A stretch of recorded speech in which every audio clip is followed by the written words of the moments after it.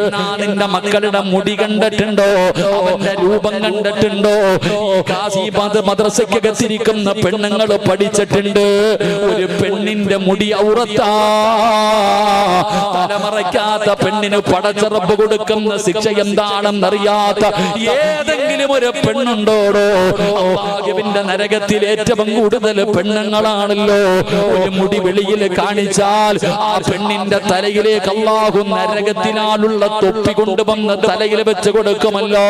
തലച്ചോറ് തിളച്ചിട്ട് മുഖത്തുകൂടെ ഒലിച്ചിറങ്ങുമെന്ന് അതാ ഹദീസ് നമുക്ക് പഠിപ്പിച്ചു തരുമ്പോ, അറിയാത്ത പെണ്ണ് തലയിലെ ഒരു രോമം പോലും ഔറത്താണെന്ന് പഠിപ്പിക്കുമ്പോ അവൾ മാറിടം വെളിയിലാണ്, അവളുടെ വയറ് വെളിയിലാണ്. അവൾ എങ്ങനെയൊക്കെ നടക്കാൻ കഴിയുമോ? ഇതുപോലെ പടച്ച റബ്ബിനെ മറന്നുകൊണ്ട് നടക്കുന്നത് എന്തുകൊണ്ടാ?